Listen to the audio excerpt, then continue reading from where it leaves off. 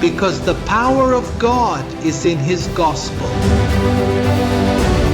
TV Grace International presents The Mind of Christ, the ineffable words of God on the lips of the man Christ Jesus.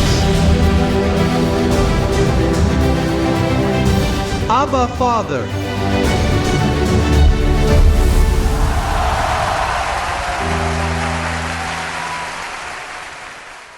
Tumebarikiwa kwa baraka zote za kiroho. Tunapokea roho ya hekima na ufunuo katika maarifa ya siri ambayo tayari tumepokea kujenga kile ambacho Mungu anapenda, ambaye ni wewe, ambayo ni kanisa la mpenzi la Bwana Yesu Kristo. Mada ya leo ni tutaingia moja kwa moja. Salamu kwa washiriki wangu, maaskofu na wahudumu wote wenye uwezo wanaokusanyika kila mahali leo kwa ajili ya kujifunza kuhusu fundisho la neema, injili ya kutokuweka tohara, injili ambayo haijawahi kuhubiriwa, na ikiwa ilihubiriwa ilichanganywa na ile ya tohara. Hebu mada ya leo ni maana ya mfano. Katika hafla hii tutachagua mfano wa sarafu iliyopotea au drakma, sarafu denari. Tutaanzia katika Luka 15 mstari wa 8. Inasema hivi. Inasema, au ni mwanamke yupi mwenye drakma 10? Ikiwa alipoteza drakma moja, hatakuwasha taa na kupiga vumbi nyumba na kutafuta kwa bidii mpaka aipate. Na akipata, anakusanya marafiki zake na majirani, akisema, furahini pamoja nami, kwa maana nimepata drakma niliyokuwa nimeipoteza. Ndiyo, nawaambia kuwa kuna shangwe mbele ya malaika wa Mungu kwa mwenye dhambi anayekiri. Sasa tutafafanua kwa nini anasema hapo kwa mwenye dhambi anayejiandaa, tukijua kuwa Yesu Kristo hakuwa amekwenda msalabani. Na kama hakuwa amekwenda msalabani, toba ndiyo ilikuwa ikiendelea wakati huo, lakini baadaye tutazungumzia hili. Lakini kuhusu mfano, tunapaswa kuelewa kwamba drakma ni sarafu. Hivyo sarafu inasimamia mteule. Nambari 2, sarafu imepotea kwa muda kwa sababu kwa nini? Inategemea kwamba mwanamke awake mwangaza na akafagia nyumba. Ndiyo maana ilipotea, kwa sababu mwanamke hajaamua kuwasha mwangaza na kufagia nyumba. Lakini mwanamke anajua ambapo sarafu iko, kwa sababu ilipotea nyumbani kwake. Nambari 3, alijua ambapo sarafu ilikuwa. Nambari 4, drakma ilikuwa na thamani sawa na gramu 3.5 za fedha. Ni kama vile vizuri, ilikuwa pesa nyingi kwa mfanyakazi wa siku katika siku hizo. Kitu kinachoweza kupimika ni kwamba ilikuwa na wasiwasi, na anaposema alifurahia na akawaita majirani kusema, angalia, nimeipata, ni kwa sababu ilikuwa na thamani kubwa. Inaonekana kwamba sarafu hiyo ilikuwa imepotea kwa muda mrefu, lakini hakuwa anataka kuwasha mwanga na kusafisha nyumba. Alijua wapi ilikuwa, na sarafu hiyo ilikuwa na mwenyewe. Yeye alikuwa mmiliki. Kila kitu kilitegemea. Hii ni methali kwamba wateule wanapotea kwa muda, lakini wanammiliki. Wateule wanakwenda kupatikana wote. Ikiwa unasoma katika Luka sura 15, methali inayofuata inazungumzia kondoo, kwamba mchungaji akiwa na kondoo 100, anapoteza mmoja, anaacha 99 jangwani. Tunazungumzia dhamana za kile kilichochaguliwa. Ya kile ni mtu na mtu anafikiria kuhusu yeye. Kwa mfano, sarafu hiyo si sarafu zote. Inammiliki. Si sarafu zote zinatafutwa. Si sarafu zote zimepotea mahali fulani. Hivyo, methali hii inaeleza jinsi Mtume Paulo anayefafanua kila kitu anapozungumza katika barua zake anatuonyesha uhakika wa muumini. Unajua, kuna makanisa yanayofikiri wokovu unaweza kupotea, kwamba muumini anaweza kupotea. Hiyo ni dhihaka kubwa zaidi, ambayo mhubiri anaweza kufikiria kwamba kitu cha Mungu kipotee. Ni kama sarafu ambayo ilikuwa imepotea kwa muda kwa sababu ilikuwa ndani ya nyumba. Alijua kwamba angeweza kuipata wakati wowote. Na hivyo, wateule wamepotea kwa muda, lakini si milele. Kwa wakati wao watapatikana. Ndiyo maana tunaposoma Wagalatia 4:2, Wagalatia 4:2, angalia jinsi mtume anavyosema kuhusu maana ya mteule. Anasema vizuri, mstari wa kwanza na wa pili, lakini pia anasema wakati urithi ni mtoto, hauna tofauti na mtumwa, ingawa ni bwana wa yote, ila yuko chini ya walimu na wasimamizi hadi wakati uliowekwa na Baba. Sema wakati uliowekwa na Baba. Wakati huo umewekwa kwa sarafu zote, kwa drakma zote zinazomilikiwa na ufalme. Wakati mwingine tunaona mtu anachukua muda au anapuuzia wito wa mtu. Lakini ikiwa sarafu hiyo inammiliki, itapatikana. Kila kitu kinategemea wakati uliochaguliwa na Baba. Inasema katika Waefeso 1:9. Waefeso 1:9. Ikituonyesha siri ya mapenzi yake, kulingana na mapenzi yake ambayo ilikuwa imejipanga yenyewe kukusanya vitu vyote ndani ya Kristo katika utawala wa kutimia kwa nyakati, kama vile vilivyoko mbinguni na vile vilivyoko duniani. Katika yeye pia tulikuwa na urithi, tukiwa tumepangwa hatima iliyoandaliwa. Angalia, sarafu ipo sarafu. Tukiwa tumepangwa kulingana na kusudi la yule anayefanya mambo yote kulingana na mpango wa mapenzi yake.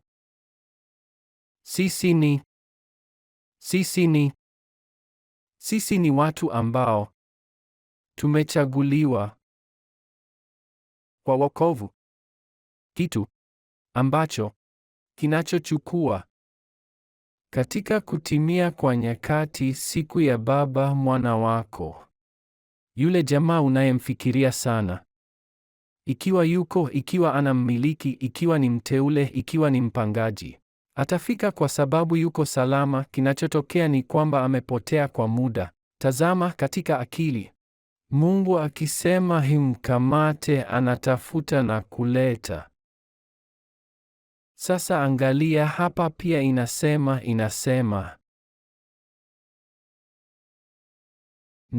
neno ambalo kuna furaha mbele ya malaika wa mbinguni kwa ajili ya mwenye dhambi anayejutia. Lazima tuelewe mfumo unaita toba, kwa sababu wanapaswa kusoma. Hawana uwezo wa kumfikia Pablo bila kuondoa mfano katikati. Kwa nini? Kwa sababu kuna pazia katika mataifa, kama ilivyoandikwa katika Isaya, katika kile Pablo alijitokeza. Mungu aliruhusu mitume kuweka pazia la tohara, ambapo watu hawawezi kumwelewa Pablo. Pablo anasema kwamba tumepangwa mapema. Hiyo ni rahisi sana. Kupangwa mapema inamaanisha kuwa hatima ya mtu tayari imepangwa. Hivyo, mtu aliyeandikwa mapema anawezaje kupotea? Haiwezekani. Lakini kwa sababu kuna pazia, wanafikiri hivi, ikiwa hatatubu. Ni kama hivi karibuni nilikuwa nikizungumza na jamaa yangu ambaye alipoteza mtoto, na kisha mtu huyo ambaye ninazungumzia anaenda kwenye mfumo na akaniambia, unajua kwamba ninapokea kwamba yuko mbinguni, na nikamwambia hapana, hayuko mbinguni. Na ghafla alihofia kwamba nilimwambia hayuko mbinguni. Tazama aliko, yuko katika wingu kubwa la mashahidi. Na kwa nini unashuku? Kwa nini kuna shaka kama yuko mbinguni? Kwa sababu mvulana alifanya vibaya katika maisha, alifanya vibaya katika tabia ya kila siku. Mama, kwa sababu hayuko mwangaza, anachokiona ni matendo mabaya ya mtoto, na kila mtu anaonekana kumwambia huyo amepotea, kwa sababu hakujutia wakati mwafaka. Sikumwona kanisani, bila shaka, lakini yeye ni drakma aliyochaguliwa na Bwana. Unajua kwamba Warumi 9:11 inasema kwamba hawakufanya mema wala mabaya ili kusudi la Mungu. Hebu tuweke mistari kwenye skrini, Warumi 9:11. Na kwa kweli hebu tusome, kwa sababu ni mistari muhimu sana na ya faraja kwa watu wanaopoteza familia na hawajawahi kuwaona kanisani. Na matendo yao yalikuwa mabaya na walikuwa wanatembea vibaya. Lakini angalia faraja gani! Ndiyo maana inasema kwamba alitujulisha siri ya mapenzi yake. Waefeso 1:9 inasema akitujulisha siri ya mapenzi yake. Kuna watu wanasema basi mapenzi ya Mungu yafanyike, lakini ni kwamba tayari tunajua mapenzi ya Mungu. Hiyo ni siri ambayo tayari imetolewa kwa kanisa, lakini ilitolewa kwa njia ya asili kwa walio mwangaza. Yule ambaye hajapewa mwanga anapokufa, jamaa huanza kufanya misa na huanza kuomba na kutumia picha. Anazungumza na padri na wanatumia maji ya baraka, wanatumia kila kitu isipokuwa siri ya mapenzi yake, kwa sababu hawajui. Ni kondoo wasio na mchungaji. Wanaelea, ni yatima wa imani. Hawana uwezo wa kuelewa Warumi 9:11. Angalia mstari wa 11. Hawakuwa wamezaliwa. Fikiria mtoto. Yuko ndani ya tumbo la mama. Hajazaliwa. Hajulikani kama ni sitasema mtu yeyote, mtu mzuri au mbaya. Anasema hawakuwa wamezaliwa, wala hawakuwa wamefanya mema wala mabaya, wala mema wala mabaya, ili kusudi la Mungu kulingana na uchaguzi libaki. Kusudi la Mungu kwa uchaguzi, si kwa hiari ya mtu.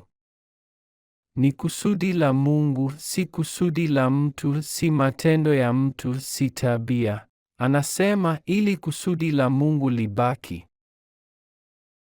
Hilo linabaki si kwa matendo, bali kwa yule anayekuja.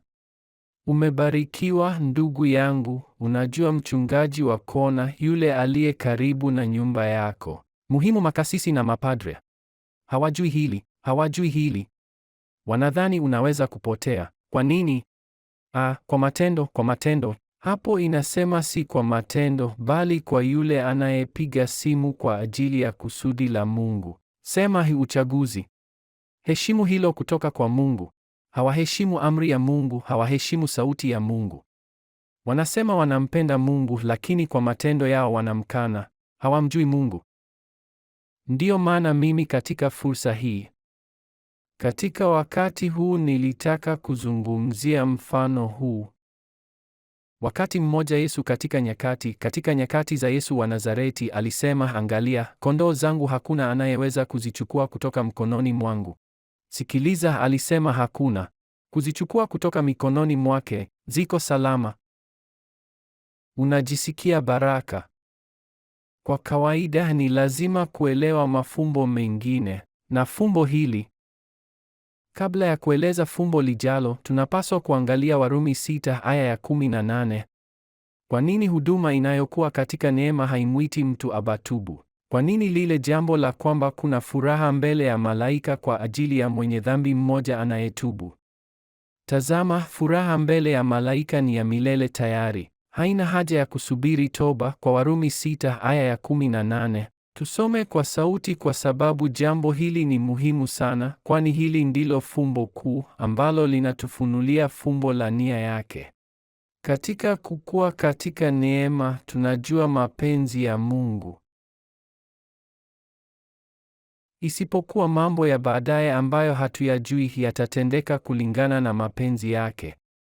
Watuulize kusudi la wokovu wa aliyebarikiwa. Sisi tunalijua baraka. Hatuko gizani. Hatuhitaji kambiwa hii, amka, nuru ya Kristo itakuangazia, tumeinuka. Nuru ya Kristo imetuangazia. Tazama, anasema Warumi 6 aya ya 18 inasema, kama vile kwa kosa la mmoja hukumu iliwajia wote. Hukumu iliyowajia wanadamu wote, hilo lilikuwa likitokea wakati huo ambapo mwenye dhambi alikuwa akitubu mbele ya malaika wa Mungu. Iliwezekana kwa sababu Kristo hajafanya kazi ya pili ya aya hii. Tazama, anasema kwa njia ile ile. Lazima uheshimu njia hiyo kama unavyoheshimu uamuzi wa Mungu anapochagua. Inakuhusu nini? Huwezi kuhukumu mtu. Hatima ya mwisho ya roho iliyo hapa duniani kulingana na matendo yake, huwezi, si jukumu lako kuhukumu hilo jambo. Anasema basi, kama vile kwa kosa la mtu mmoja lile hukumu liliwaja wote, kwa kosa la mtu mmoja, si kwa wote, mmoja aliwahukumu wote. Njia ile ile inarudiwa. Hii ndiyo kazi ya fumbo la mapenzi yake. Njia ile ile kwa njia ya haki ya mtu mmoja. Sema nami, mmoja. Hii ni kazi ya mtu mmoja. Mmoja aliharibu na mwingine akaifanya sawa. Kwa njia ya haki ya mtu mmoja, wokovu wa uzima uliwajia wanadamu wote. Wokovu wa uzima. Sema, nimehesabiwa haki. Nimesamehewa, nimechaguliwa. Sina haja ya kutubu. Ninachopaswa ni kuangazwa. Ninachopaswa ni kupatanishwa na Mungu. Wewe unayenisikiliza, sijui wewe ni nani. Kama kwa mara ya kwanza unanisikiliza sasa, lakini ukifikiri unampenda Mungu na unataka utajiri wake, hutubu dhambi, ingawa tunatubu kwa sababu hakuna aliyechaguliwa anayetaka kufanya vibaya. Lakini kuhusu wokovu, una nafasi inayokungoja, na hiyo ni wokovu wa uzima. Unachopaswa kusema ni, Mungu, unisamehe, nilikuwa mjinga kuhusu haya yote ulionipa, niliishi kama mwanampotevu. Wakati katika nyumba yangu kuna chakula kingi, nitarejea kwa baba yangu kwa sababu yeye ni baba yangu. Mimi ni mali yake, nina baba halisi. Mimi ni sarafu yenye mmiliki. Nitarudi kwa baba yangu kwa sababu huko kuna wingi wa chakula. Sihitaji kujaribu kuwa mtoto tena. Sihitaji kujaribu kujificha ili niingie nyumbani kwangu. Hapana. Methali inasema kwamba baba alipomwona mwana wake akiwa bado mbali, inaonekana baba alikuwa akitoka kila siku kusafisha nyumba na kuomba. Huyu anakuja. Acha tu afurahie starehe zote za mwili huko aliko. Acha afanye anachotaka, yeye ni mali yangu. Na atafika kwa sababu namsubiri. Basi ndiyo maana mfumo uko gizani, unasubiri watu watubu. Unaona wahubiri wakitoa wito, njoni mbele, na watu 200 wanakuja mbele. Tazama, leo jina lako limeandikwa katika kitabu cha uzima. Hiyo ni nonsense kabisa. Lakini hilo limeandikwa tangu kabla ya kuwekwa msingi wa ulimwengu. Mteule ana haki zote. Hii si neema ambayo haistahili kupatikana. Unastahili kwa sababu wewe ni mteule uliyebarikiwa. Unastahili nyumba ifagiliwe na mwanga uangaze mpaka ukupate. Unastahili hayo kwa sababu Mungu amekuchagua. Ni suala la siku iliyowekwa na Baba. Sasa, kati ya mafumbo haya yote ni lazima uelewe barua ya pili kwa Wathesalonike sura ya 3. Mstari wa 2, hilo tunapaswa kuelewa ni sehemu ya fumbo lililofunuliwa. Hili lazima tulielewe wazi. Tazama, anasema, barua ya pili kwa Wathesalonike. Anasema, na ili tuweze kuokolewa kutoka kwa watu waovu na wabaya. Imani si ya wote. Tutasoma mstari wa 1 na wa 2. Anasema, zaidi ya hayo, ndugu zangu, waombeni kwa ajili yetu, ili neno la Bwana likimbie. Ili neno la Bwana likimbie na litukuzwe. Hili ndilo amri walilonipa. Ndiyo maana unaona miguu miwili inakimbia na kitabu. Hili ndilo nembo ninayopenda zaidi. Ili neno la Bwana likimbie. Lakini halisemi likimbie tu, bali litukuzwe kama vile lilivyokuwa kwenu. Neno lilionekana. Hapa ndipo penye fumbo, ili tuokolewe kutoka kwa watu wabaya, kwa sababu imani si ya wote. Imani si ya wote. Hutaki kuwa karibu na mtu yeyote asiye na imani. Unapaswa kuwa na familia ya imani yenye imani. Lakini unajua nini? Kwamba uwe wa familia ya imani na uwe na mwingine au mwingine ambaye si wa imani. Unapaswa kuelewa kuna watu wabaya na waovu duniani. Tazama, wakati mwingine unaona matukio kwenye habari na unashangaa kwa hayo matukio. Hujui nani yuko nyuma yake. Kama mtu si wa imani, atakufa kama mbwa. Anasema hakutakuwa na kumbukumbu yao tena. Wasiwajalie huruma. Wewe ni nani wa kuwahurumia? Unampenda kuliko Mungu? Huwezi kumpenda zaidi ya Mungu. Mungu anajua hatima na mawazo ya kila mtu.